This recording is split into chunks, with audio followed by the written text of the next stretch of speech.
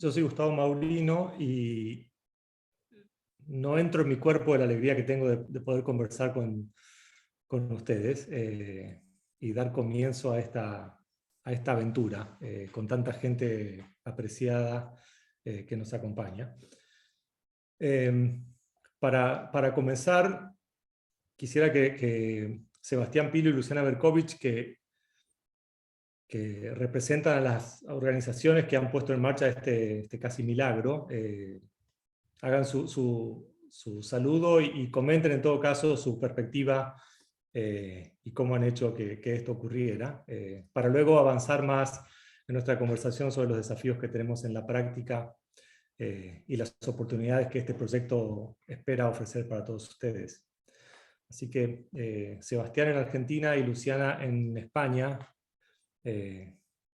tienen la palabra.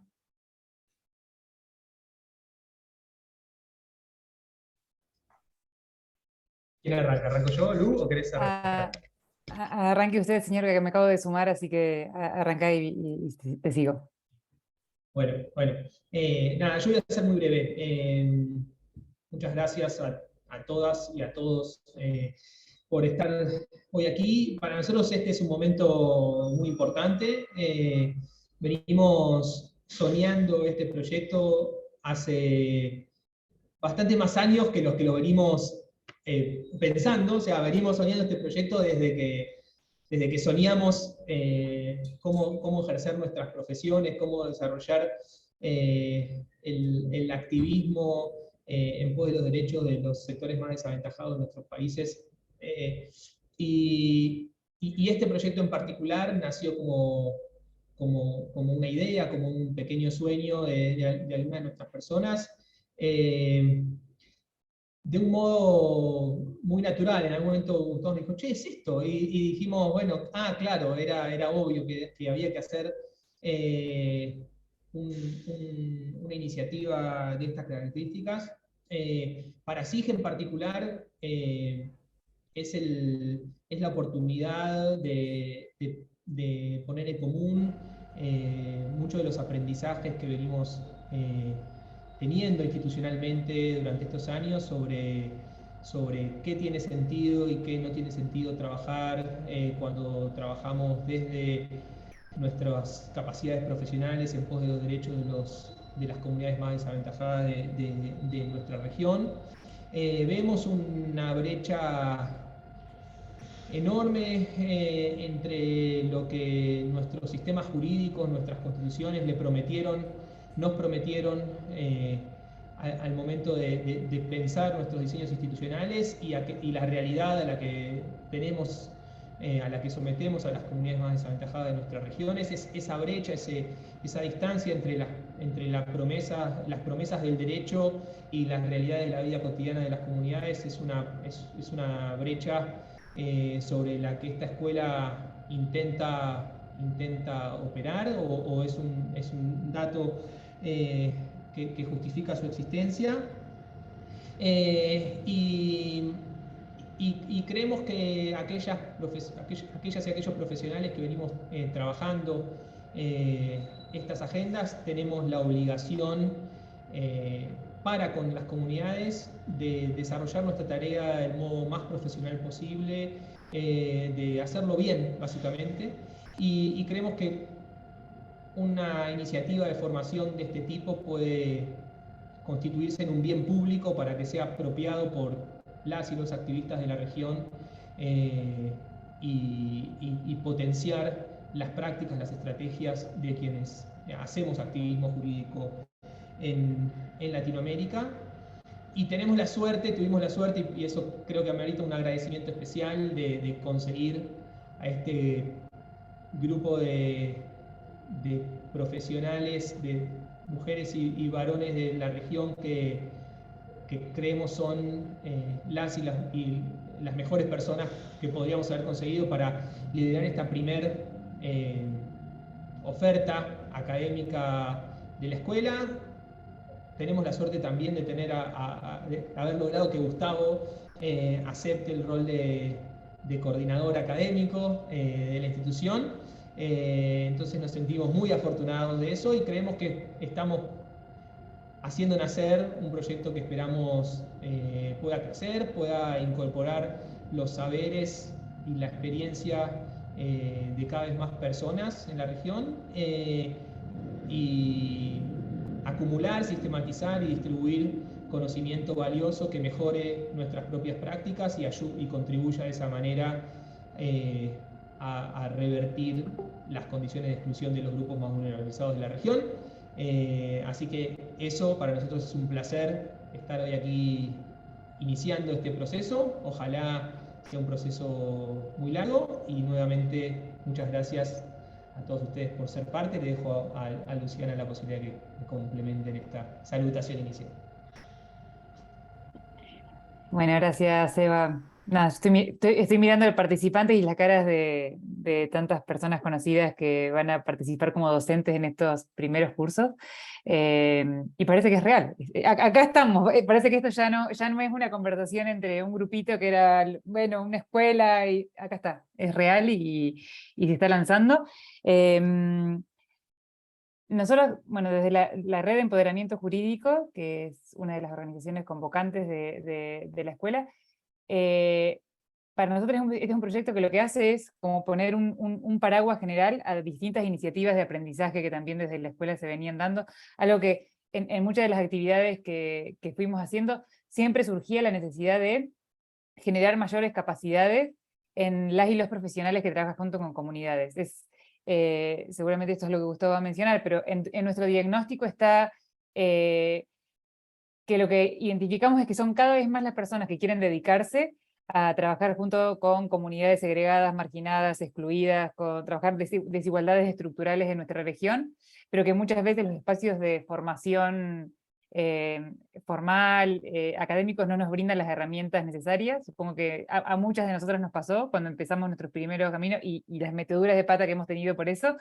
Entonces creo que un espacio como este busca dar estas herramientas, y al ser algo nuevo también es una invitación a experimentar. Es como también hay algo de, no solo en los primeros cursos iniciales, pero el proceso en sí busca que sea un proceso de experimentación colectiva y de generación agregada de aprendizajes. Entendemos que si son conocimientos prácticos, muchos de estos conocimientos muchas veces no están ni sistematizados, muchos de estos conocimientos no forman parte de la academia, porque muchas veces quienes están en la acción no tienen el tiempo de sistematizar sus prácticas. Entonces va a ser un proceso de sistematización de aprendizaje existente, de muchos de esos aprendizajes no están todavía sistematizados de forma tal de que se puedan estructurar, y va a ser un proceso en el que vamos a participar colectivamente. Y como estamos empezando, y ese es un proceso de experimentación colectiva, no por esto crean que los cursos van a ser, digo, los cursos están bien diseñados, pero la experimentación me refiero como a la escuela, como estructura general, que es ir viendo cuáles son las necesidades. Es como estos primeros cursos son en base a las intuiciones que teníamos y necesidades que fuimos como testeando con algunas personas, pero entendemos que la escuela va a crecer y que va a haber nuevos conocimientos que se van a incorporar y cursos, y eso va a ser en base a lo que ustedes y las personas que participen nos digan que son las necesidades que hay en el campo y el tipo de metodologías que se requieren. Así que en estos cursos iniciales y en el futuro vamos a ir experimentando con distintas metodologías de aprendizaje, con distintas herramientas, y en este sentido creemos que la participación muy activa también en el diseño de la escuela de quienes participen es fundamental.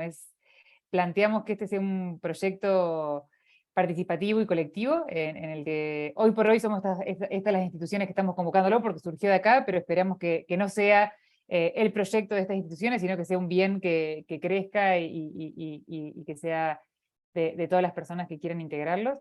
Y un elemento que para nosotros era distintivo cuando pensábamos el proyecto de esta escuela que están haciendo, es aspiracionalmente, que si bien hoy por hoy estamos lanzando cursos individuales, que lo que nos permita es tener una trayectoria de paso por la escuela, que no sea, bueno, como nos pasó muchas en la pandemia, bueno, tenemos tiempo, estamos en casa y hacemos cursos online, sino que nos permita tener una comunidad de pertenencia, un espacio que nos dé apoyo a nuestros caminos profesionales, y que no sea que sea armando nuestra propia aventura con las capacidades que cada persona necesita, pero teniendo un espacio y una comunidad en la que apoyarse, sobre todo para quienes están iniciando un camino profesional. Así que nada, por nuestra parte, como mucho entusiasmo en este lanzamiento de la escuela. Creemos que puede ocupar un rol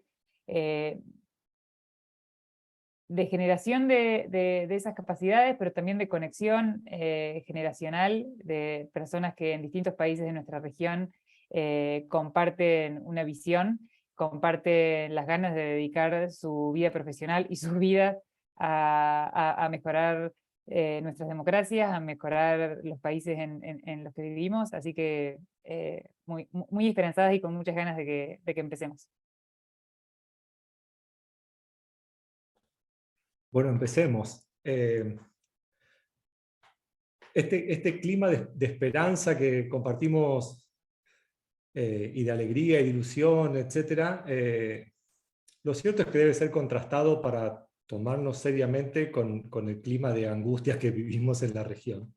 Y entonces déjenme empezar, dado que acá nos encontramos personas de muchos países de la región, con seguramente trayectorias y expectativas e historias diferentes, déjenme empezar con algo directo, apelando a su sinceridad. Marta les va a compartir una pequeña encuesta, una sola pregunta, necesito solo un segundo de ustedes para responder. A ver qué pensamos en realidad sobre la capacidad para lograr cambio social en nuestra región. Es una pregunta muy simple. Y sería bueno saber como comunidad de conversación qué imaginamos que va a pasar en 10 años en las luchas de justicia social en la región. No que deseamos, sino que imaginamos que va a pasar. Ya sé que todos deseamos lo mismo. ¿Qué creemos que va a terminar pasando? En algún momento Marta va a definir que se termina la encuesta, así que tómense 15 segundos y sean brutalmente honestos, honestes, les pido por favor, para saber qué comunidad somos acá conversando. Voy a dar unos segundos más. Creo que los panelistas no podemos contestar. La verdad no lo sé. Yo diría que no. Creo que no, pero podemos poner en el chat. Qué bueno. Ahí están llegando. Qué buena esta autorrestricción para no influir el debate de nuestra comunidad. Vale, un par de segundos porque van llegando más.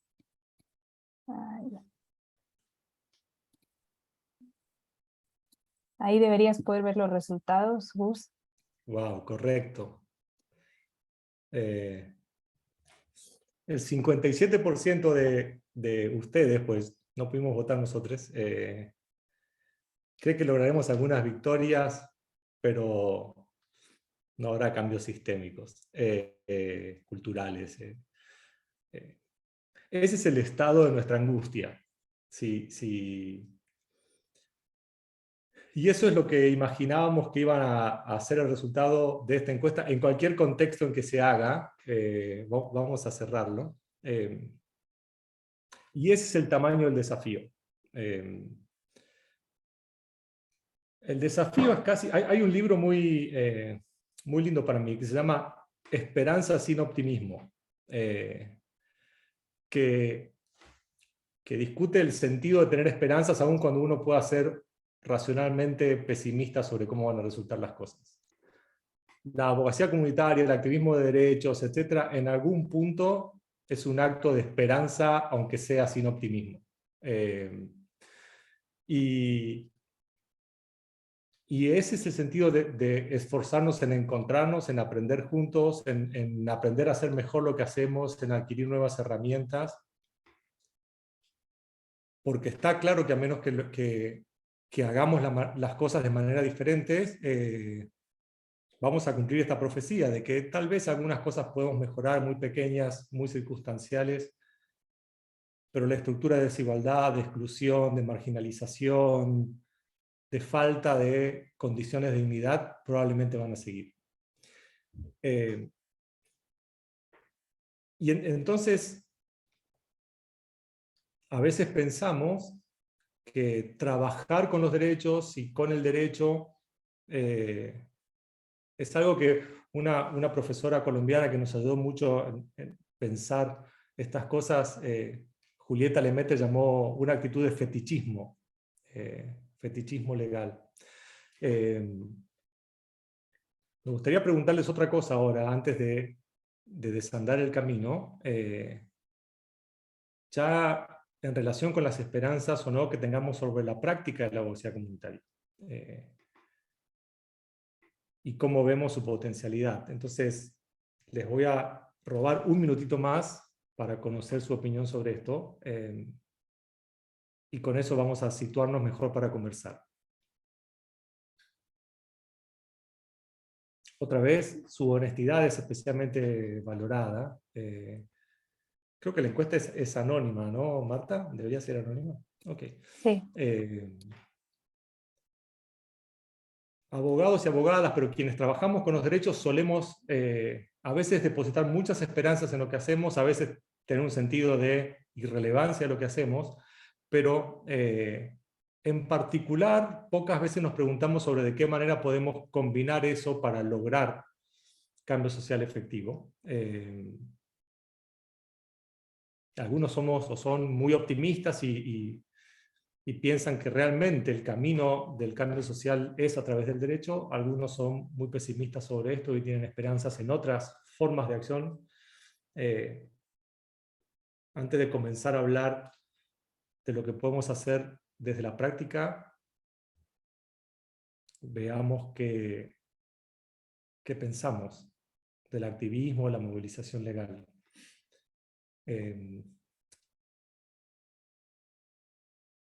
Hay un segundo bus y ahora comparto que están llegando más. Acá tengo un poco más de esperanza en la respuesta. Espero no deprimirme y terminar el conversatorio ya mismo, porque todos respondieron que esto no sirve para nada. Pero bueno, vamos a ver. Ahí a ver qué vamos. dicen. Vamos. Uf, menos mal. Bueno, todo el mundo podrá ver ahora. Esto es la esperanza sin optimismo. Lo que acá, si ustedes entienden esto igual que yo, ustedes creen, como yo, que probablemente las cosas no van a estar demasiado mejor, pero que a su vez esto que hacemos o que queremos hacer tiene capacidad de impacto.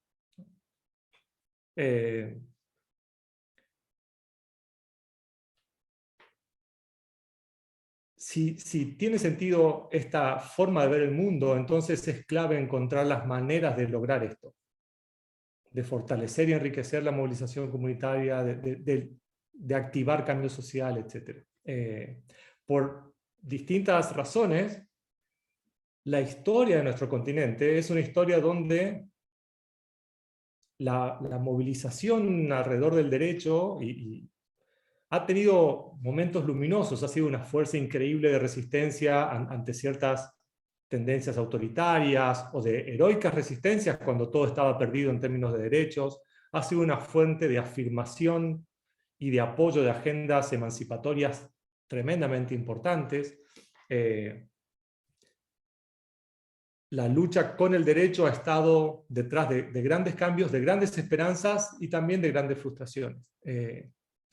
Y se proyecta a agendas macro y estructurales, pero también a cambiar las vidas cotidianas de una pequeña comunidad, de un grupo de vecinos, de un colectivo marginalizado.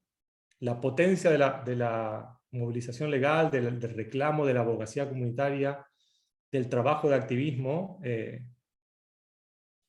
alcanza tanto las mayores aspiraciones de cambiar un sistema institucional. Tal vez nuestros colegas de Chile están viviendo como ninguno de nosotros esa posible esperanza, pero también en lograr el cambio cotidiano en la vida de una familia o de una persona víctima de violencia. En todos estos aspectos tenemos algo para decir. Y el punto central es al menos quienes de ustedes estén en el marco de la abogacía más formal o más canónica, probablemente sabrán que casi todo lo que hacemos mientras nos formamos nos equipa de manera muy pobre para poder honrar estos desafíos. Sabemos muy bien cómo hacer ciertas cosas, pero no precisamente aquellas que impactan en la transformación de las condiciones de vida de las comunidades más marginalizadas. Ese es el desafío de cómo lograr las herramientas que necesitamos para esto. De eso quisiera conversar ahora o llevar la conversación con mis colegas docentes de los cursos para que podamos entender en qué manera las propuestas que vamos haciendo responden a eso. Pero antes de hacerlo, Flor Herzovich levantó la mano para compartir algo, ¿no? Error, disculpa. Ok. Pero en todo caso, si hay una esperanza de que el trabajo con la abogacía y con el activismo pueda cambiar vidas, seguramente será en la medida en que nos formemos y construyamos herramientas. Destrezas y también actitudes, formas de entender lo que hacemos cuando hacemos esto. Quisiera tal vez empezar para compartir con mis colegas, ya que hablamos un poco de cambio sistémico, algunos de nuestras propuestas o de nuestros primeros cursos, talleres, el que hacen nuestros colegas Walter y Leslie, y el que va a trabajar Florencia sobre vigilancia ciudadana en los servicios públicos y las políticas públicas, y sobre cómo el activismo puede catalizar cambios sociales, etc. Esas propuestas abordan uno de los grandes desafíos, que es cómo nos relacionamos con el Estado y con el sistema institucional, fuera de las miradas generales de todo dentro del Estado, o el Estado como el mal violador de derechos. La vida ocurre en esa zona gris, en el medio de esto, en el barro de esas tensiones y tendencias. Me gustaría tal vez darle la palabra unos minutos a Walter, Leslie, Florencia, para contarnos cómo ven en todo caso los desafíos para que los activistas, las activistas, naveguemos este mundo de las relaciones con el Estado para lograr cambios, para lograr empoderamiento ciudadano, para desafiar relaciones de poder excluyentes, etc. Si tienen ganas de regalarnos un poco su pensamiento. Gracias. Si quieren, empiezo yo. Voy a hablar uno o 2 minutos y voy a compartir con Leslie también, que es mi colega en el curso. Bueno, en el curso que nosotros vamos a dar, que es Vigilancia Ciudadana de Política y Servicios Públicos, está basado en casi 15 años que tenemos de ejercicios de investigación, acción participativa con comunidades rurales indígenas en Guatemala. Y eso estaba basado en nuestra preocupación en que para comunidades marginadas los servicios, por ejemplo, educación y salud, son una gran necesidad. Entonces, todo lo que nos sentimos solidarios con los más marginados, corremos a entregar servicios porque lo necesitan, pero no comprendemos que el mayor problema no es la falta de servicios, sino que ese es un reflejo de estructuras de marginación, de exclusión, de racismo, y las comunidades entienden eso perfectamente. Antes, hace 20 años, mi trabajo era hacer investigaciones en diferentes países sobre por qué, a pesar que había una gran inversión en establecer escuelas y servicios públicos en comunidades marginadas, de todas formas no asistían a los servicios. Entonces, las razones eran que la población no veía que su problema era solo salud, sino que se sentía desempoderada, violentada en su dignidad, se sentía marginada, y esa era la principal razón. O sea, necesitaban salud y educación, pero tener un servicio de salud no le resolvía esa indignidad que sentían ellos ante cómo el Estado, funcionarios públicos, los trataban a ellos. Entonces, basado en esto, en este aprendizaje, lo que nosotros iniciamos en Guatemala hace 15 años es cómo podemos trabajar para mejorar el goce del derecho a la salud, pero que al mismo tiempo esas demandas, porque sea efectivo el derecho a la salud, sirva para incluir a comunidades marginadas y relacionarse con el Estado, empoderarlas para ejercer ciudadanía, y cómo se pueden volver procesos pedagógicos de acción ciudadana. Entonces, que salud y educación sean como sean algo lo tangible, pero lo más grande es cómo navegar ese aparato del Estado que históricamente los ha excluido y marginado. Aprender cómo recuperar estrategias de acción política que sirvan hacia este proceso y al mismo tiempo mejoran sus servicios de salud. Ese ha sido un proceso de aprendizaje que hemos hecho en conjunto, porque todo eso era nuevo para nosotros, para las propias comunidades también, y entre todos conjuntos hemos venido construyendo conocimiento, co-creando conocimiento, desarrollando estrategias y expandiéndolas hacia otros municipios. Entonces, sobre eso va a ser nuestro curso, va a ser sobre qué es lo que hemos aprendido, qué es lo que hemos construido, no solo en cuanto a herramientas prácticas, pero también la teoría que hemos construido conjunto con comunidades marginales sobre cómo utilizar la vigilancia ciudadana de los servicios públicos para estos propósitos de mejorar el goce del derecho a salud, pero también empoderar la acción cívica ciudadana. Aquí voy a parar si Leslie quiere agregar algo.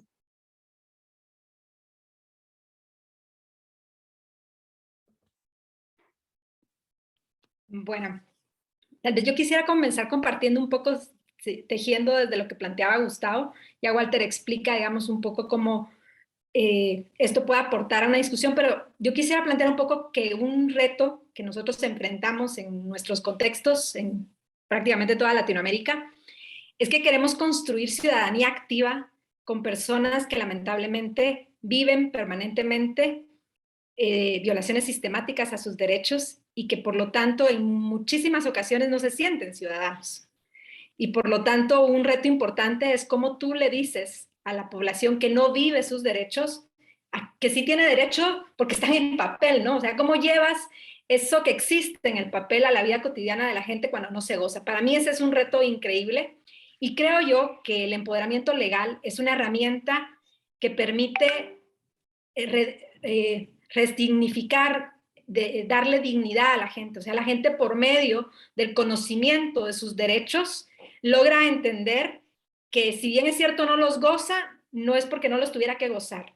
O sea que yo creo que eso para mí es de las cosas más importantes. Cómo estos procesos en sus distintas niveles y manifestaciones, el empoderamiento legal permite que las personas se vean como ciudadanos y ejerzan esa ciudadanía, inicialmente como mínimo demandando el reconocimiento de sus derechos, demandando lo que existe, denunciando lo que existe y poco a poco yendo en ese camino hasta llegar, digamos, a la reclamación de la política, de las leyes y todo eso. Entonces, yo creo que eso es sumamente importante porque finalmente esa es la realidad que tenemos, una realidad de mucha desesperanza, donde la gente no cree que es posible y por lo tanto estos procesos que no son un proceso simplemente de brindarle conocimientos a las personas, sino realmente verlos que dialoguen con la ley, con lo que existe, que respalda y es el andamiaje que constituye el Estado y su naturaleza, ¿no? Entonces yo creo que ahí hay un poder muy importante. Ayer cabalmente hablábamos con unas personas con las que estamos hablando de litigio estratégico en salud y nosotros resumíamos que los litigios muchas veces no se ganan, pero hay una sola cosa que logran frecuentemente los litigios y es recuperar la dignidad de las personas. Las personas que pasan por esos procesos, como mínimo terminan diciendo, es cierto lo que yo he dicho, o sea, mi historia es verdadera porque lo dijo un juez como mínimo, ¿no? O en otro tipo de procesos. Entonces yo creo que eso es poderoso y creo que, aunque no es sin duda, como bien lo apuntaba en la encuesta, la única acción es una acción importante y estratégica para transformar lo que hoy día es Latinoamérica, ¿no?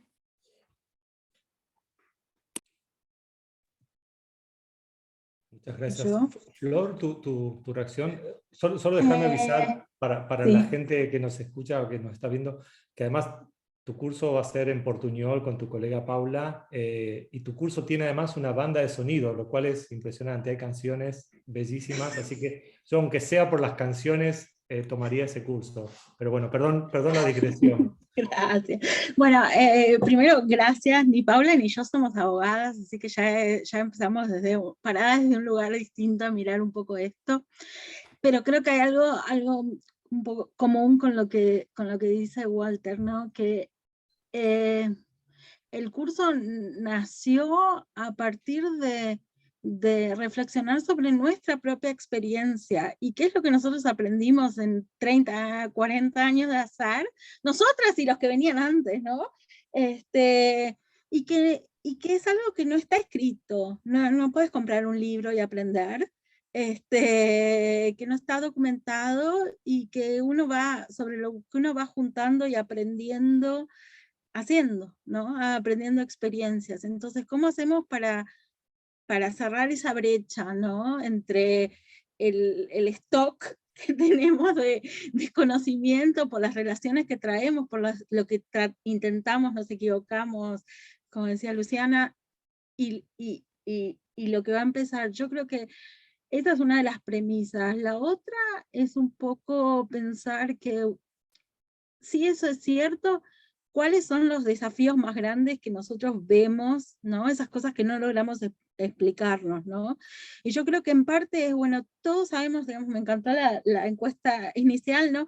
Todos sabemos que quisiéramos hacer cambios sistémicos y que quizás conseguimos cambios concretos, pero sean los concretos o los sistémicos, nosotros solos como actores, como activistas, como agentes, como querramos llamarnos, no lo vamos a conseguir. Y entonces, si ese es el caso, ¿por qué es tan difícil no solo trabajar con otros dentro de la sociedad civil, entre la sociedad civil y pedazos del Estado, vamos a llamar, ¿no? Sino hablar sobre eso? Yo creo que en años de hacer entrevistas y de compartir conversaciones con activistas y con funcionarios del Estado, una de las cosas que yo siempre encuentro que no se habla es el dolor de panza, el dolor de barriga de la gente cuando se enfrenta a una decisión de qué hacer en relación al otro, ¿no? Y entonces yo creo que un poco la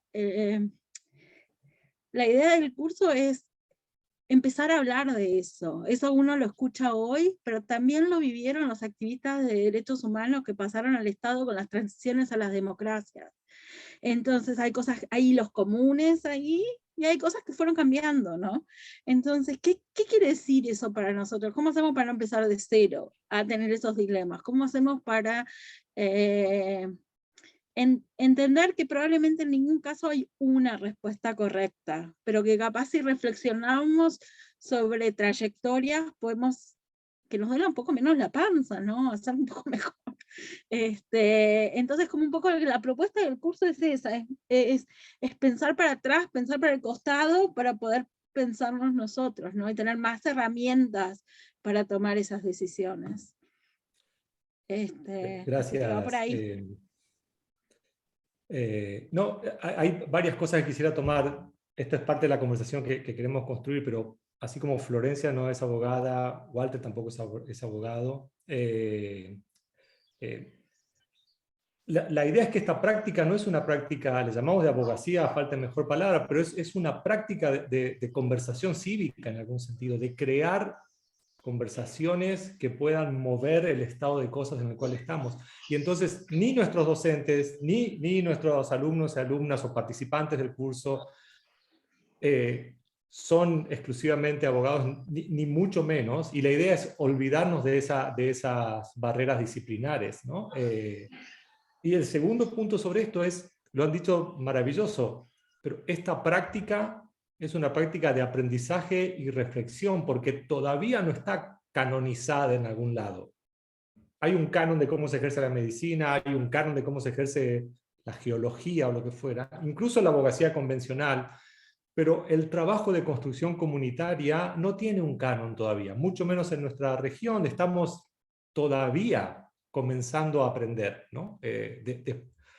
Después de décadas de joven experimentación democrática. Entonces, solo podemos aprender compartiendo las experiencias, como creo que decían, preguntándonos, y eso tiene que traducirse en nuestras formas de trabajar juntos. Por eso creo que Luciana enfatizaba tanto, la idea es que construyamos una comunidad y una trayectoria donde podamos ir encontrándonos. Sin eso, nuestra práctica aislada de aprendizaje solitario, etcétera, seguramente nos va a frustrar cuando ya bastante el contexto nos ofrece frustraciones, ¿no? Pero así que unas primeras comentarios del cómo vamos a trabajar o cómo creemos que vale la pena trabajar a partir de esas reflexiones. Quiero saltar por un momento a otro aspecto, y es que también encontramos, o al menos fuimos a buscar y encontramos ahí a María Emilia, a Demián, herramientas que al parecer en principio están lejos de la práctica del activismo o la abogacía, ¿no? Ciencias de datos y manejos de datos y cómo construir evidencia o lo que fuera con Big Data, y el trabajo presupuestario, la conexión entre el trabajo presupuestario y de finanzas públicas y el activismo y el derecho. En algún lado los teóricos están discutiendo sobre eso, pero en la práctica no tenemos del todo claro. Pero hay algo que estamos buscando desesperadamente y por eso celebramos tanto que Demián, María Emilia y sus colegas hayan decidido ofrecernos experiencias. Me gustaría tal vez preguntarles, bueno, ¿cómo ven esa conexión? ¿En qué medida ven el valor agregado de esas herramientas para que nuestro trabajo de activismo sea más potente con las comunidades, etcétera? ¿Nos comparten algo sobre eso? ¿Quién que vas a yo? ¿Vos, María Emilia? Como quieran. Bueno, no, muy bien. Dale.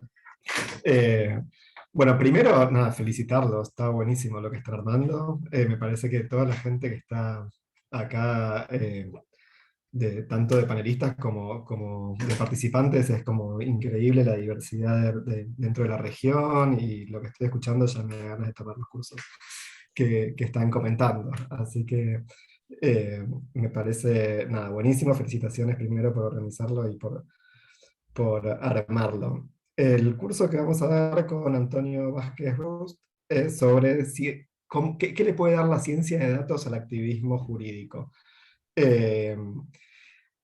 Básicamente es una herramienta para poder hacer hablar a los datos. Ahí, como fruto también de movilizaciones y activismo en otro campo, en temas de acceso a la información pública, tenemos cada vez mayor cantidad de datos disponibles, mayor cantidad de datos para todo. El tema es que los datos solos no nos dicen nada, tenemos que intentar ver si les podemos hacer hablar y cómo. Y en general yo hablo desde la abogacía, pero en general los que nos dedicamos al activismo no tenemos mucho conocimiento de eso, pero no es complicado, es simplemente aprender un poco y largarse y empezar a jugar, y empiezan a salir algunas cosas interesantes. Y cuando uno logra poder traducir toda esa información desordenada que le permita responder las preguntas que tenía sobre, es cierto que la policía detiene más a personas racializadas que a no racializadas, es cierto que la policía le pega más frecuentemente a las personas trans que bueno, cuando podemos empezar a mostrar con datos duros que eso sucede, está buenísimo. Y que lo podamos hacer desde el activismo es súper útil. Por eso el curso que vamos a dar es esta introducción a la ciencia de datos.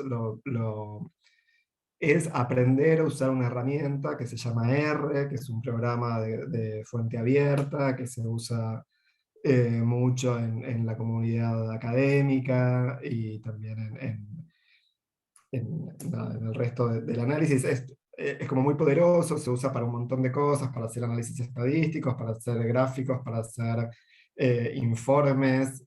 Uno puede ir automatizando un montón de procesos, y va produciendo información de manera bastante sencilla. Obviamente tiene un nivel que es un poco más complejo aprender que los programas enlatados tipo el Excel o el Word, pero una vez que aprendés y lográs pasar ese salto un poquito mayor, ya se abre un mundo buenísimo. Lo que está bueno es que la herramienta por sí sola no nos dice nada, y para ver, o sea, lo más importante siempre es el tipo de preguntas que nos hacemos, y eso es lo que sabemos nosotros, eso es lo que saben cada comunidad y qué es lo que quiere contestar. Esto es una herramienta que nos va a ayudar a responder esas preguntas, y una vez que uno presenta los datos y que dan lo que sabemos que sucede, ya es como, bueno, pasamos a otra discusión. ¿Cómo hacemos para ver si se implementa alguna reforma, algún cambio? ¿Cómo hacemos para que escuchen que esto está sucediendo? Así que está buenísimo. Obviamente es una introducción, la idea es que queden con ganas de aprender más, con ganas de profundizar distintos conocimientos, pero esto va a dar como unas herramientas básicas para poder hacer nuestras primeras investigaciones, con grafiquitos y con mapas y con un montón de cosas para que sea como súper clara la información, ¿no? Esto es justamente una herramienta para poder traer información empírica que nos permita apoyar los puntos que estamos promoviendo, básicamente. Y por eso es necesario que lo aprendan a usar todos los activistas, abogados, no abogados, y todos los que necesiten convencer a alguien, sobre todo algún decisor de política pública, de que las cosas realmente suceden como nosotros estamos diciendo que suceden. Bueno, una vez puede llevarse a una sorpresa, pero en principio los datos nos van a permitir mostrar eso, y ya eso es un montón, me parece. La abogacía generalmente se basa en argumentación y hemos descuidado históricamente la evidencia. Creo que hay algo importante para toda la gente que puede interesarse en esto de aprender y dominar un lenguaje que te permite mostrar mejor la urgencia de tus casos, de tus argumentos, del sufrimiento, etc., ¿no? Así que es súper valioso y tan necesario. Y el otro misterio es el presupuesto. ¿Qué tiene que ver el presupuesto con el activismo, los derechos y las comunidades? ¿Cómo vincular esa conversación? Memi, tal vez unos minutos. Sé que tenés un compromiso que atender, pero si podés regalarnos un minuto antes de irte. Obvio, sí. A las 6 de Argentina me toca la campana de tareas de cuidado, pero tenemos algo de tiempo. Bueno, ¿por qué viene a cuento el tema de los recursos, los presupuestos, que parece algo tan técnico y poco atractivo, respecto de esta comunidad comprometida con el activismo jurídico? Y creo que la respuesta un poco la anticipaba Leslie, que es porque yo asumo que quienes estamos acá tenemos la expectativa de sacar los derechos del papel y de los textos ambiciosos que tenemos en toda la región y llevarlos a la práctica. Y lamentablemente un excelente indicador de cuánto se priorizan los derechos en la práctica es el de cuántos recursos le asigna un determinado Estado a su garantía efectiva. O sea, está claro que por más, digamos, ambiciosas o progresistas que sean las normas que reconocen derechos, no va a haber cambios reales si no hay detrás de eso una infraestructura y una movilización por su reconocimiento. E indefectiblemente eso va a requerir de un compromiso estatal evidenciado en la asignación y ejecución de recursos públicos. Entonces, con Olivia Minata y Sergio Chaparro, dos colegas con quienes venimos trabajando hace años en este tema, lo que nos proponemos es, en una primera instancia del curso, charlar un poco de esto, sobre esa relación que cuando se reflexiona es obvia, ¿no? Que los derechos necesitan de recursos, todos los derechos, no los derechos sociales, ¿sí? Montar un sistema de justicia requiere un montón de recursos, del mismo modo que construir escuelas y ofrecer educación de calidad también. Discutir en una primera sesión cuáles son los puntos de conexión entre estas dos disciplinas, ¿sí? La política fiscal, la economía, las finanzas públicas y todos los derechos humanos. Y vamos a profundizar un poco en otros puntos menos obvios de esta relación, ¿no? Si no se trata solo de financiar derechos, sino de usar la política económica como una actividad estatal más, de una manera alineada con los compromisos de derechos humanos, ¿sí? De mistificar un poco esta idea de que la política económica es algo técnico que no tiene que dialogar con los compromisos de derechos humanos. Eso es falso, digamos, si es una actividad estatal más, que por ende tiene que respetar estos compromisos nacionales e internacionales de los estados en materia de derechos. La segunda tanda de módulos del curso busca enfocarse en algo que creo que es como una ventaja de la región, y por eso parte de la magia de que esto sea una escuela latinoamericana, que es cuáles son los estándares que permiten como guiar o monitorear la política económica, la política fiscal, los presupuestos públicos con una perspectiva de derechos. América Latina es vanguardista en este sentido. en las constituciones de nuestros países, en la jurisprudencia de nuestros tribunales, en los estándares de la Comisión Interamericana en particular, hemos obtenido pautas o guías que son magníficas para hacer reclamos de derechos, y ahora el desafío es usarlas, porque seguimos siendo la región más desigual del mundo. Entonces tenemos que apropiarnos de esos estándares magníficos con los que contamos y exigir su cumplimiento frente a los estados. Y sobre eso va a tratar la segunda parte del curso. Con una lógica un poco motivacional, los módulos que siguen buscan ejemplificar usos concretos de estas herramientas a partir de experiencias que han tenido muchas de las personas que están acá, otras organizaciones de la región y otras partes del mundo, usando el tema presupuestario para cuestiones diversas, ¿sí? Campañas, incidencia internacional, litigios domésticos, como mostrar ejemplos prácticos, producir evidencia, como se decía recién, que es un ámbito negado muchas veces por el derecho de los derechos humanos. Mostrar con ejemplos prácticos de qué nos puede servir y reconocer y validar acciones previas que se han hecho en esta temática. Y la última parte del curso lo que busca es demistificar concretamente, ¿no? Nuestro diagnóstico de por qué muchas veces no se cruzan estos dos campos es que hay construidos una serie, digamos, de mitos o dogmas en torno a la complejidad técnica y a la dificultad de hacer este tipo de ejercicio, y pensamos que sencillamente eso es mentira. Que lo que hay es una, digamos, falta de democratización de las herramientas accesibles a cualquier persona que se necesitan para hacer este trabajo. Yo tuve la suerte de introducirme al tema con ASIG, pero fue, digamos, una situación casual que me pasó. Digamos, yo en la universidad donde estudié nunca me confrontaron con esta necesidad o esta capacidad de este tipo de análisis, y ahora se nos da una oportunidad espectacular de socializar de manera sistemática y regional algunos de estos aprendizajes que lamentablemente, y como también se decía antes, no se enseñan como parte del canon de la abogacía. Sí es cierto que en este campo, en especial en lo que es presupuestario, ha habido muchos avances, ¿sí? en sistematizar prácticas estándares. Hay iniciativas muy relevantes que vamos a mencionar en el curso,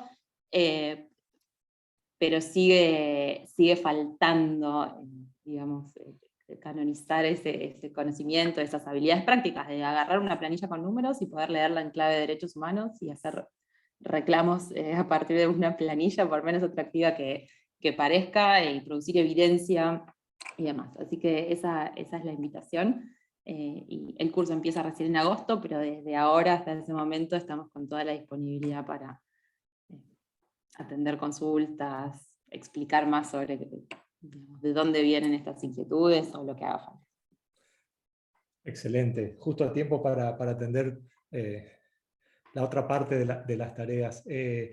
Justo cuando hablabas, Memi, recordaba una de las agendas acaso más vibrantes de luchas de justicia social y trabajo presupuestario y de política fiscal, los movimientos tan vigorosos sobre luchas en términos de justicia menstrual que están dando en todas partes del mundo casi, se apoyan de manera notable en mostrar el impacto económico de todas estas desigualdades, y sin esa herramienta la potencia seguramente hubiera sido tan diferente. Y creo que es acaso uno de los ejemplos más luminosos de cómo la conexión entre evidencia, datos, luchas de justicia social y la necesidad de que si vamos a jugar fuerte para lograr cambios, necesitamos una serie de herramientas que van más allá simplemente de construir buenas narrativas o reclamos de derechos, ¿no? Hay algo integral en el proceso, y uno de los desafíos, creo yo, más fundamentales de nuestro campo es lograr robustecer los distintos elementos de las luchas de justicia social. Y algunos son áridos al parecer, o tenemos unos prejuicios muy grandes como lo que ustedes comentaban, y es quienes ya han dado la vuelta, como Demián, dicen, vengan de este lado que va a estar fácil y va a estar bien. y creo que tenemos la responsabilidad de hacerlo si es que queremos que en 10 años las chances sean mayores. Así que necesitamos navegar con el Estado, comprender las relaciones, comprender los fenómenos de exclusión y de empoderamiento. Necesitamos construir herramientas y destrezas. Ahora, hay algo que está en el núcleo de la práctica del activismo comunitario para poder construir empoderamiento y ciudadanía, que tiene que ver con nuestras sensibilidades y actitudes. En buena medida, todo el trabajo de una construcción comunitaria es un trabajo de construir relaciones con las comunidades con las cuales trabajamos, mediar en relaciones entre el Estado y las comunidades, etc. Y en este marco, en un continente desigual, en contexto de exclusión, siempre tenemos el riesgo, y muchas veces caemos en él, de que con nuestras propias actitudes y nuestra forma de interactuar, reforzamos las injusticias y la exclusión. Lo hemos vivido quienes hemos ejercido la profesión, la sensación de estar ante un abismo comunicacional, la falta de herramientas para conversaciones significativas, para construcción de entendimientos sofisticados de la experiencia de exclusión. Una forma de llamar todo esto, que nuestros colegas que están acá, Laura, Agustina y Vladimir, usan, es que injusticias epistémicas, le llamamos, es un nombre maravilloso además, por lo educativo que es. Y entonces me gustaría problematizar eso con ellos, con ellas, esto. Junto con ellos tres está Danila también, que acaba de publicar un hermoso libro sobre teoría feminista. ¿Acaso las improntas, las dimensiones de injusticias epistémicas que debemos mediar y resolver quienes participamos de esto y quienes decidimos, sin que nadie nos llame, intervenir, son enormes, una gran responsabilidad de ética, y las capacidades para luego llevar esas conversaciones a procesos de negociación o de articulación de conflictos son enormes. Entonces quisiera tal vez escuchar a nuestros colegas Vlad y sus colegas, y luego a Rosa María, que va a trabajar nuestro curso sobre mediación comunitaria, en cómo ven el proceso comunicacional, conversacional y los desafíos para una práctica de abogacía comunitaria en relación con esto, cómo no sentir, cómo lograr escuchar, comprender y construir voces, y cómo nos van a ayudar para hacerlo, dicho sea. Gracias, Gus. Bueno, si quieren empiezo yo un poquito. Como lo mencionabas, nuestro curso es uno de los cursos que empiezan ahí en agosto, es el curso sobre injusticia epistémica.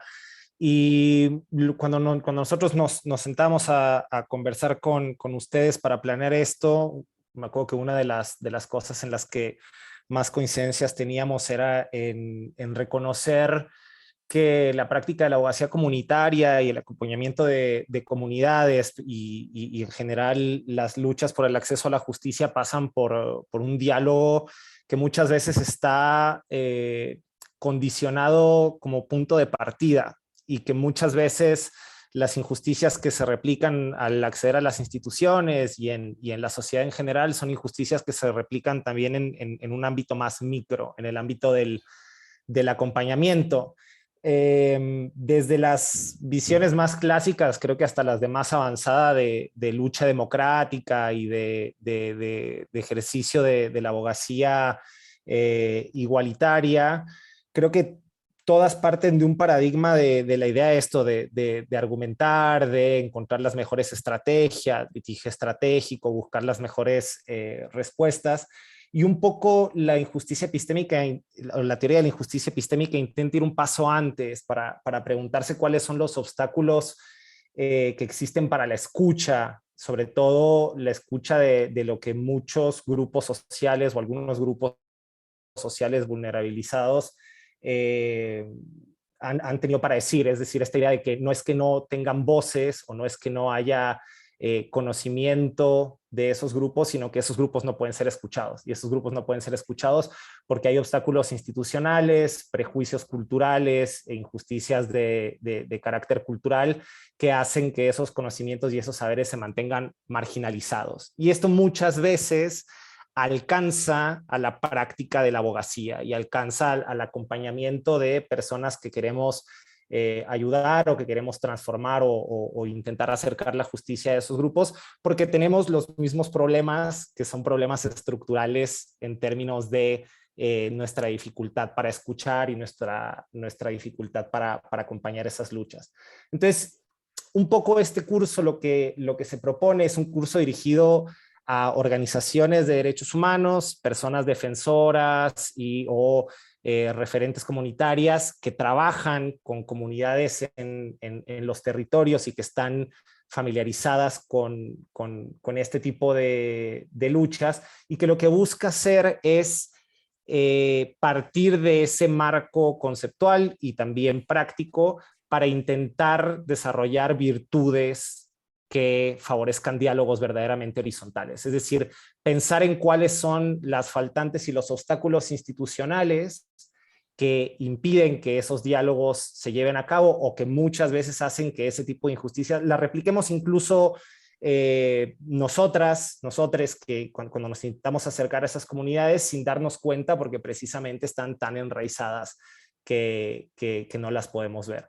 Entonces, es un taller que tiene una parte conceptual y también una parte muy práctica de intentar producir herramientas y dar herramientas para identificar las injusticias epistémicas, pero también para generar dinámicas de resistencia epistémica y de estrategias de organización comunitaria y organización y articulación de resistencia epistémica, recuperación de saberes y también de búsqueda de estrategias que vayan más allá de lo formal, ¿no? Que acá muchas veces hemos pensado, o ya ha habido varias referencias de algunas compañeras, de cómo muchas veces pensamos que nuestra labor se reduce a lo jurídico o a lo formal, o que lo único que se puede hacer con las comunidades es trabajar desde el enfoque del derecho, cuando muchas veces la resistencia epistémica requiere de más o no se agota o rebasa a lo que se puede hacer desde el derecho. Y eso también se puede entender desde las herramientas que da la injusticia epistémica. En muchas de las discusiones sobre estos temas está como dado por sentado que quienes realizan las funciones o las acciones de resistencia epistémica son los oprimidos, ¿no? Son los grupos que resisten la violencia y que se han sabido organizar y que efectivamente desde los márgenes se han mantenido y han resistido la opresión institucional y sistémica y siguen generando esos saberes de los que nosotras podemos y debemos de aprender para reivindicar y reconocer. Pero la pregunta que está de fondo es ¿qué es lo que pasa en los otros sectores? ¿No? ¿Cuál es el rol que los otros sujetos que también se pueden articular y que pueden generar dinámicas de resistencia y de desarrollo de virtudes epistémicas pueden fortalecer o pueden dar para fortalecer esa resistencia que los grupos oprimidos han hecho durante tanto tiempo, ¿no? Es una discusión como muy en clave de la primera pregunta que se hacía, bueno, ¿el derecho para qué? ¿No? O la organización, la abogacía comunitaria, ¿para qué puede servir? Puede servir para fortalecer, para acompañar estas luchas, para dar ciertas cosas. Y hay una pregunta mucho sobre la ética de la práctica jurídica o del acompañamiento comunitario detrás, ¿no? Ya no solo en cuanto a qué tipo de prejuicios o qué tipo de falencias en cuanto a la práctica abogacía nosotros tenemos y que podemos replicar al acompañar o al intentar hacer justicia, sino de qué tipo de abogacía podríamos estar haciendo para fortalecer la resistencia epistémica y para fortalecer el acompañamiento de las comunidades en esta lucha por la justicia como reconocimiento, ¿no? O por la justicia epistémica. Alguien decidió anotarse apenas escuchaba a Vladimir. Buenísimo. No eres el plan de la conversación, es simplemente tratar de ilustrar los desafíos que tenemos, pero bueno, si alguien se quiere anotar puede hacerlo, claro.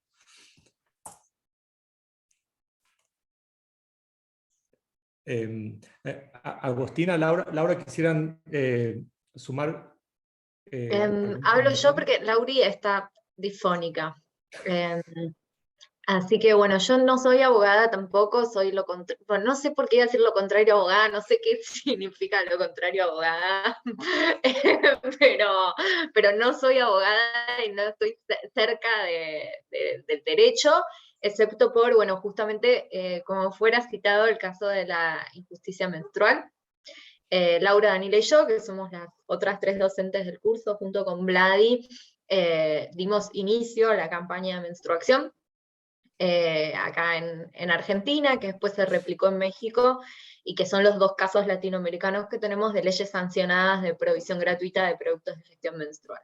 Entonces, a partir de esta campaña, que fue la identificación justamente de una injusticia epistémica, pensando en que el conocimiento acerca de la menstruación, nosotras somos, bueno, de hecho con Vladi, los 4 nos conocemos de un grupo de investigación de epistemología feminista.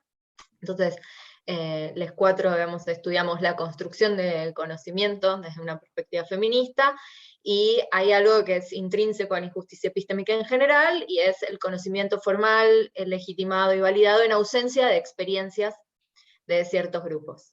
Y esto, bueno, justamente rompe con la idea de universalidad del conocimiento, porque si no incorpora las experiencias de ciertos grupos, entonces no es aplicable a la humanidad toda.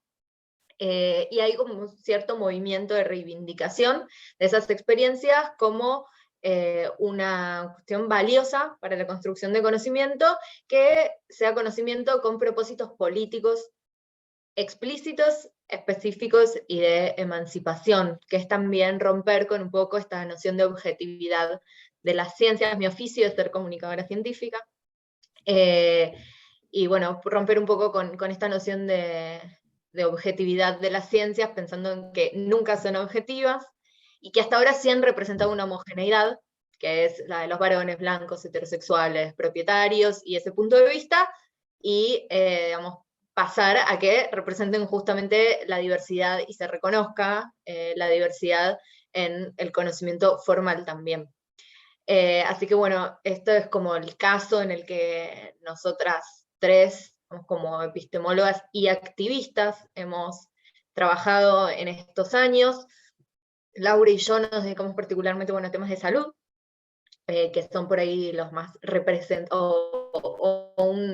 los más representativos también, sigo con lo contrario abogada, los más representativos, no son los que hacemos nosotras, son los más representativos, pero son un ejemplo paradigmático, vamos, de casos de injusticia epistémica, estudiados por los movimientos feministas, y bueno, justamente queremos encarar este curso desde este lado, que es la construcción de conocimiento como insumo para una experiencia activista, que no es la idea justamente de producir dentro de la academia para la academia, sino de utilizar tal vez este entrenamiento académico, que yo tampoco tengo, o sea, no sé, estoy como muy incipiente en eso, pero pensarlo en términos de que el conocimiento, ya sabemos que no es inmaterial y abstracto, sino que condiciona nuestras prácticas materiales sobre el mundo, y pensar entonces justamente en cómo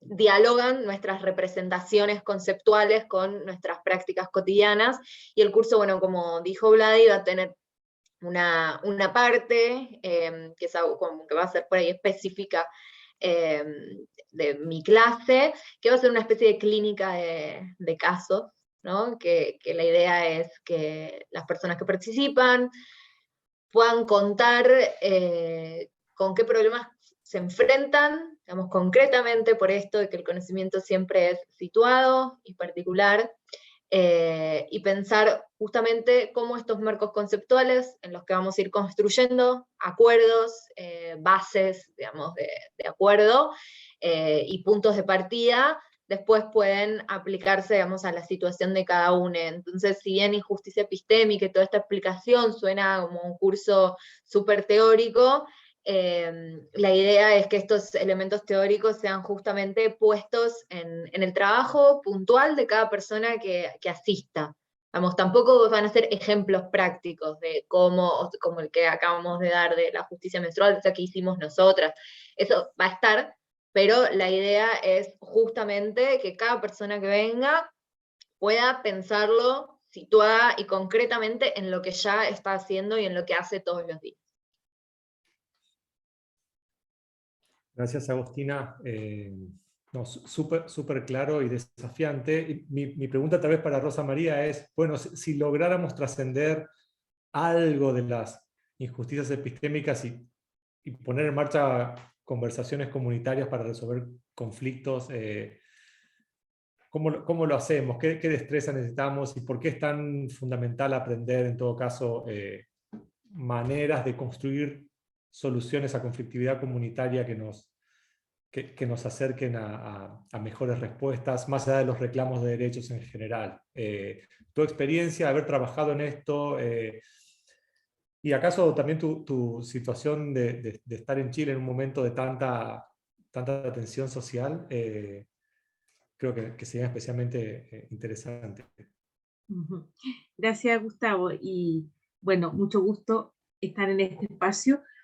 Sí, de verdad que Chile, y me siento viviendo un privilegio de que me esté tocando ser parte, ¿no?, de alguna manera de este proceso que tiene muchas, diría yo, muchos temas, muchos vaivenes, no exenta de conflictos tampoco, con incertidumbres, pero yo diría que hay un momento de esperanza, a ratos con optimismo, a ratos sin optimismo, pero hay esperanza.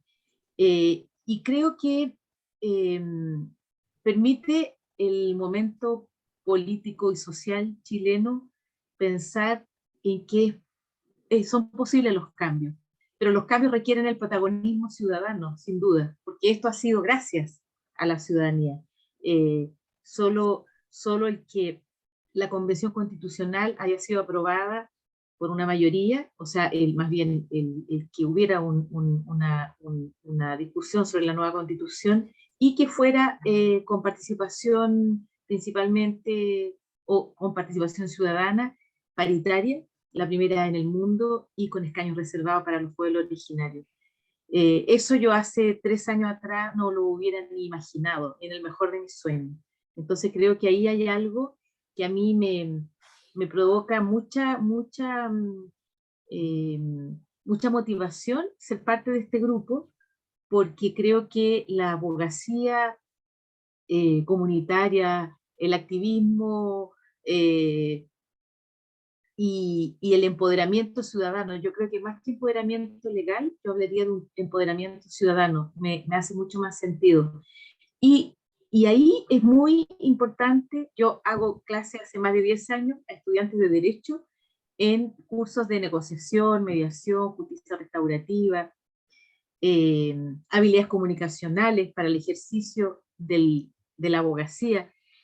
Y creo que necesitamos contar con herramientas que nos permitan, frente a los conflictos que siempre están presentes, generar canales de solución que permitan que las personas puedan, con sus mejores condiciones, con sus mejores capacidades, poder buscar soluciones y sean soluciones colaborativas, compartidas, y que de una u otra manera abra espacios de diálogo transformadores, porque justamente cuando una institución no da respuesta a una comunidad o a una persona que ha sido vulnerada en sus derechos, hay un problema de la institución y quienes prestan estos servicios respecto de cómo escuchan esa demanda, sí, de poder escuchar esa voz, pero también está cómo el que demanda, que tiene esa necesidad insatisfecha, también puede ser más efectivo o efectiva en esa voz que se requiere. Y por lo tanto yo creo que aquí las herramientas de negociación, mediación, que fundamentalmente tienen que ver con cómo las personas se empoderan y ejercen sus derechos de una manera más efectiva, cómo esas herramientas justamente pueden permitir ejercer derechos. me parece que está orientado hacia eso. Y que además no solamente tiene que ver con ejercer derechos, sino que tiene que ver también con mejorar la convivencia, que los conflictos sociales, políticos, culturales, interpersonales, puedan también abordarse de una manera mucho más, diría yo, dialogada, de manera transformativa, que genere cambio en las relaciones sociales finalmente, y que también las desigualdades de poder que se dan en situaciones de exclusión, esas brechas en las relaciones de poder también se puedan, yo diría, equiparar, y que se pueda finalmente las personas, las comunidades, puedan establecer conversaciones de manera mucho más simétrica, no solo desde empoderarse y tener mayores capacidades, sino que también como las instituciones abren sus ojos y sus oídos a estas necesidades y a estas voces que muchas veces no son escuchadas.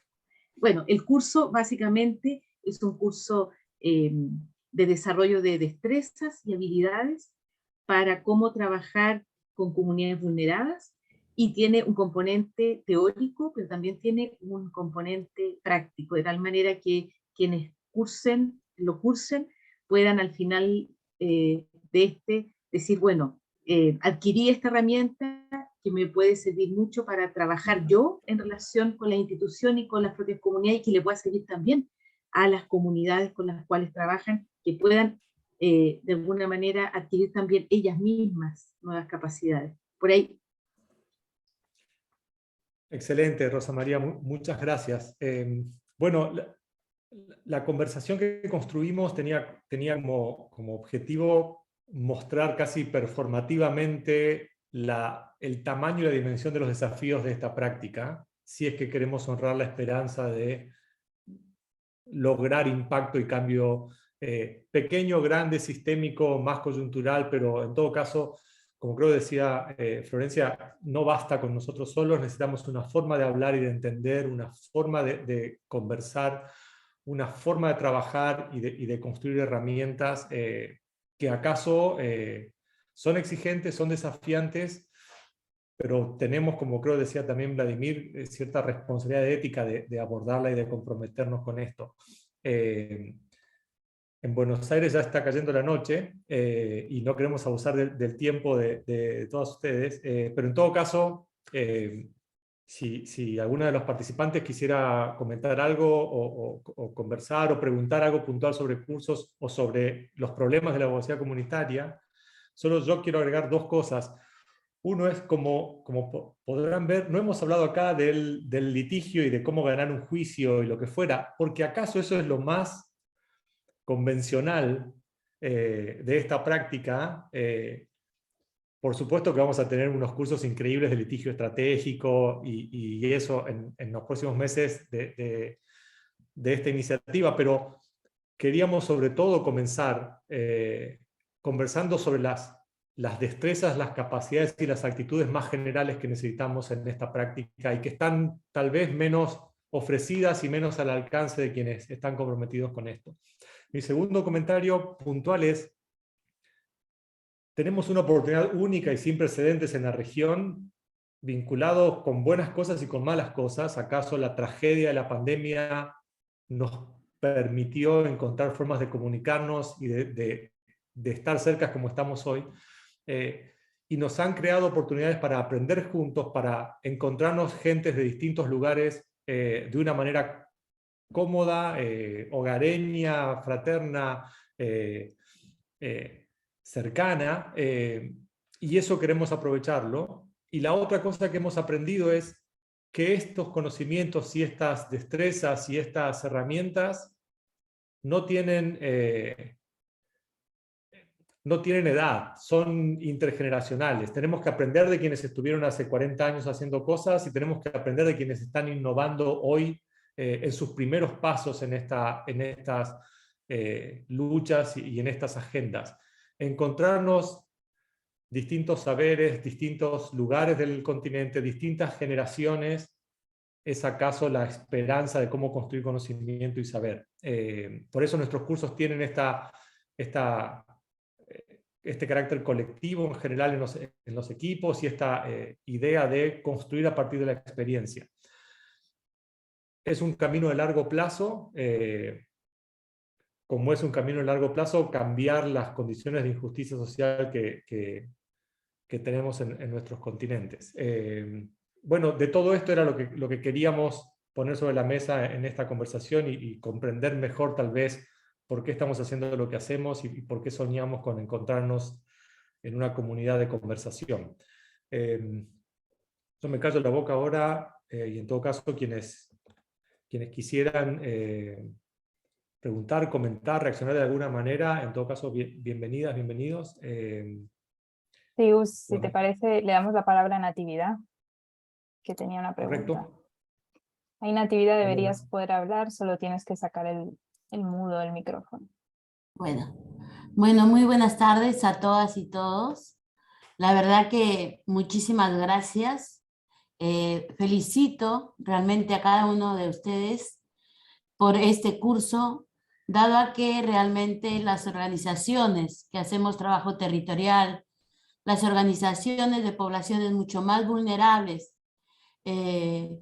realmente que nos encontramos en los países de origen, de destino, realmente somos los migrantes, las refugiadas, que no tenemos muchas herramientas y que muchas veces, como lo plantearon acá, esa abogacía muchas veces se vuelve burocrática justamente para estas poblaciones, ¿no? Yo voy a poner todo en mi parte. Les digo con mucha emoción, me da ganas de llorar, porque la verdad que si ustedes vieran los casos que nos llega a la organización y que realmente no tenemos manera de cómo solucionar porque llegamos a cada institución o a cada abogado, y obviamente como somos migrantes en los países de destino, pues somos, aunque les parezca mentira, es la población más vulnerable, porque no está en el país de origen. Entonces, nada, simplemente agradecer porque justamente nos agarran en una situación muy difícil con respecto a qué hacer ante todos los abusos, explotación, todas las causas que siembran a las comunidades en los países de destino y que realmente muchas veces no encontramos abogados realmente para que puedan defender estas causas. Yo me he vuelto realmente trabajadora social, psicóloga, abogada. No me pregunten cómo, pero a veces uno tiene que sacar el coraje de donde uno no tiene, como para poder realmente dar una ayuda, y que muchas veces nos hemos encontrado con abogados también insensibles, con muy poco sororidad realmente para los casos cuando realmente estamos en esta situación, ¿no? Yo una vez más felicito a cada uno de ustedes. Va a ser una de las primeras en estar acá realmente en el curso y espero que sea a la misma hora porque obviamente en la mañana trabajo y no lo podría hacer. Así es que felicitar una vez más a cada uno de ustedes por esta oportunidad que nos dan y que se han acordado realmente de las referentes de las organizaciones de base territoriales. Muchísimas gracias. Bueno, muchas gracias por compartir esos sentimientos y emociones. Bueno, y lo mejor obviamente en las luchas de cada día. Si alguien más quiere comentar algo, en todo caso, abrimos el micrófono. Me gustaría que también Lorena, que está trabajando en nuestro equipo de comunicación, les cuente brevemente cómo va a ser el sorteo de las becas, que dicho sea de paso es algo importante. Pero en todo caso, si alguien más quisiera reaccionar de alguna manera, bienvenido el comentario, y si no, Lorena nos cuenta cómo seguimos. Vladimir, ¿querías decir algo tú? Sí, Gus, yo iba a decir algo y que también me lo detona mucho lo que hice Natividad y eh, le agradezco mucho por las palabras porque me parece que es la experiencia que nos planteas es una de las cosas que a nosotros más nos preocupa y más nos mueve. Yo como abogado, aunque a veces también soy un abogado poco tradicional, eh, eh, una de las cosas que pienso todo el tiempo es cómo la abogacía, más que ser una respuesta, muchas veces se materializa como un obstáculo y cómo la abogacía muchas veces es parte del problema, o al menos la forma canónica y la forma tradicional del ejercicio de la abogacía y de la forma de pensar el derecho, desde algo que va desde la enseñanza hasta la práctica jurídica. Y una de las cosas que siempre me recuerdo cuando pienso sobre estos problemas es que eh, algo que para mí es claro que se ha perdido en la práctica de la abogacía es el entendimiento de que eh, el acompañamiento jurídico implica un vínculo de confianza que es muy importante y que solo puede construirse desde la empatía y desde el amor con las personas con las que se está trabajando. Y eso es algo que para los abogados en la práctica profesional es algo que está ausente prácticamente todo el tiempo. Hay una desensibilización y una deshumanización de la práctica jurídica que es muy clara y que nosotras pensamos mucho y que creemos que el enfoque desde la injusticia epistémica es muy útil para pensar esa desconexión por la ruptura de confianza, por la falta de credibilidad, por la objetivización, por el menosprecio y la falta de respeto a las comunidades.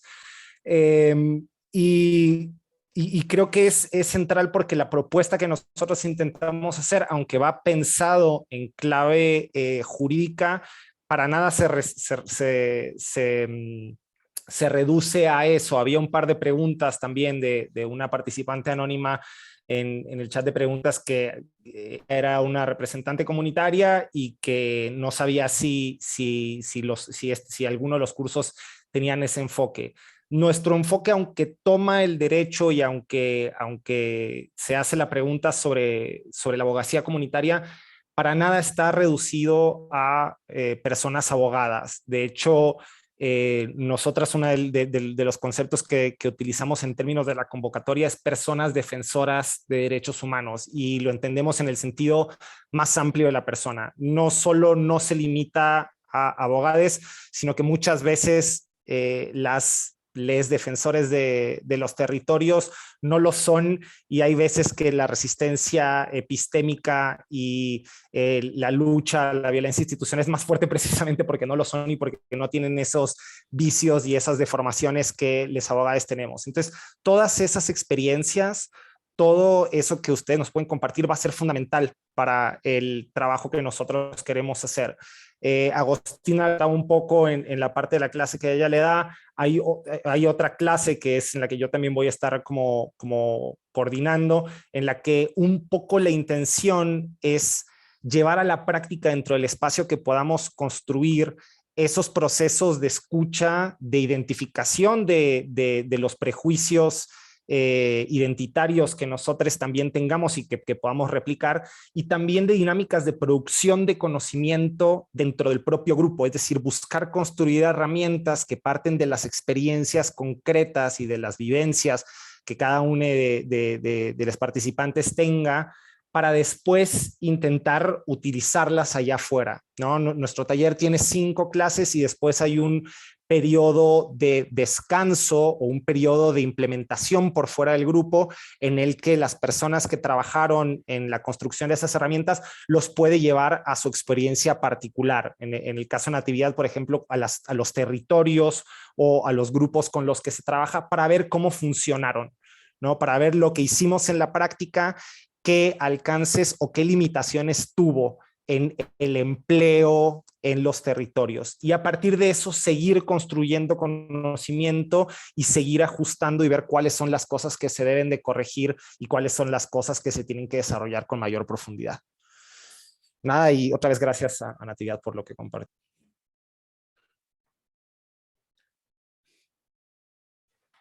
Muchas gracias, Vlad. Lorena, ¿cómo hacemos con las becas? Les cuento. Hola a todas y a todos.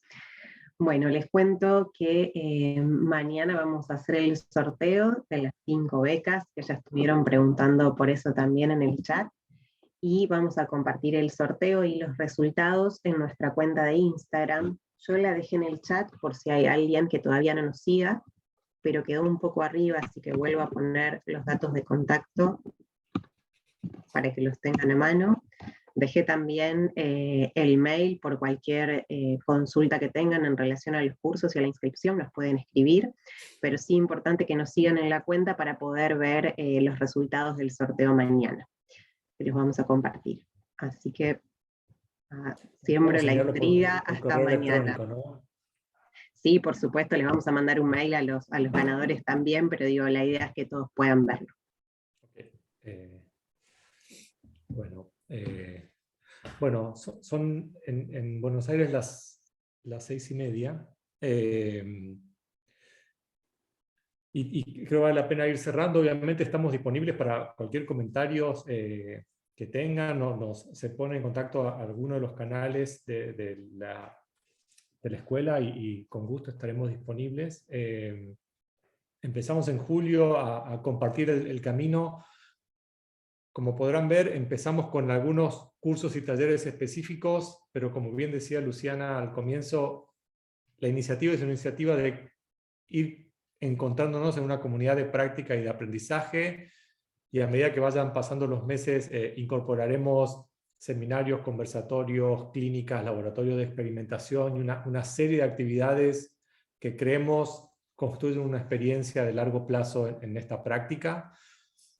Sabemos que hay un desafío también que tiene nuestra comunidad de activismo, que es cómo encontrar modelos de ejercicio profesional y de asociación y de iniciativas que puedan ser sustentables en el tiempo. Como creo decían también Luciana y Sebastián, mucha gente quisiera dedicarse a esto y las condiciones prácticas para hacerlo son difíciles, y también tenemos que generar conocimiento y herramientas en eso, para que el ecosistema del activismo sea cada vez más fuerte y más intenso, más compartido y que se aproveche mutuamente el aprendizaje y la experiencia.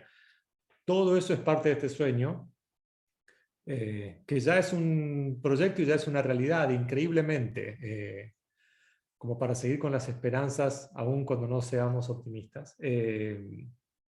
Así que vamos a ir cerrando con el agradecimiento a cada una de ustedes por haber participado y sumarse y escuchar y compartir. Y esperando que ojalá les interese estar cerca, ahora o más adelante, que estén atentas y atentos a lo que vayamos ofreciendo, que nos ayuden a pensar y a sugerirnos cosas y hacernos saber cómo hacerlo mejor. Tenemos todavía becas disponibles parciales, no como estas que estamos ahora sorteando, pero para alguna gente, así que si conocen gente que les puede interesar y que quisiera hacer alguno de los cursos y tiene alguna dificultad, que se ponga en contacto y vemos cómo lo acercamos o la acercamos. Es una experiencia de comunidad, es una experiencia solidaria, donde en todo caso, ojalá con el apoyo de cada uno de ustedes y otra gente podamos ir enriqueciendo lo que hacemos.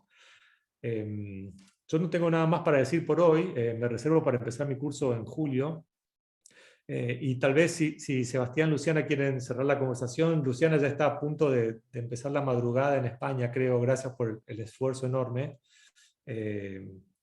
y con eso iríamos terminando. No, arranco yo ahora, que ahora ya es verdad, ya son casi las 12 de la noche, increíblemente sigo despierta. No, pero no tan increíble, porque la verdad que estoy escuchando, como estaba como hablando ahí internamente en el chat, y como dan ganas de hacer todos los cursos y de participar en todas las conversaciones de lo que se fue comentando. Como decía Gustavo, para nosotros es el principio, y esperemos que sea el principio de algo colectivo y más grande y participativo. Quería recalcar este carácter solidario que tiene el proyecto, La idea o la ambición que tenemos es que pueda ser un proyecto sustentable a largo plazo, y esto requiere la colaboración, tanto digo, de apoyos, como en este momento estamos teniendo un pequeño apoyo económico para dar este primer empujón, pero también la colaboración de quienes puedan aportar económicamente para realizar los cursos que lo hagan, pero también queremos que quienes no puedan hacerlo. Entonces, en la página lo encontrarán, pero hay distintas becas disponibles, y sí aspiramos que sea un proyecto, como dentro de los principios, es que la barrera económica no sea un limitante para realizarlos. Entonces, que miren, que lo exploren, hay posibilidades, pero que también quienes puedan contribuir económicamente va a ayudar a que podamos seguir teniendo más becas en los cursos que vienen, o que se puedan abrir nuevos cursos en el futuro. Así que nada, nos vemos en el lanzamiento de la escuela en los cursos en julio. Muchas gracias a todas y todos. No, cierro 30 segundos. Un placer escucharlas y escucharlos, a las docentes, los docentes, y también a quienes intervinieron de los inscriptos. Queremos que sea un proyecto colectivo. Apropiense todo lo que esté a su alcance de este proyecto, tráiganos ideas, iniciativas, sugerencias, críticas. Queremos que sea un bien público del que se apropie la mayor cantidad de actores de la región. Así que esperamos ansiosamente sus aportes, sus contribuciones, sus sugerencias, sus reproches respecto de cómo lo hagamos en los próximos meses. Estamos aprendiendo a hacerlo, esperamos hacerlo bien, y nada, esperamos compartir esa trayectoria junto a todas y todos ustedes. Así que muchas gracias, y gracias, Gus, por liderar este proceso también. Excelente. Bueno, mañana sorteamos las becas y que comience la fiesta en este gran desafío. Gracias nuevamente. Gracias a nuestros docentes, nuestras docentes que hicieron este esfuerzo con poco anticipo de organizar sus agendas. Súper apreciado. Bueno, y que sea lo mejor, y ojalá nos encontremos pronto. Gracias, chao. Hasta luego.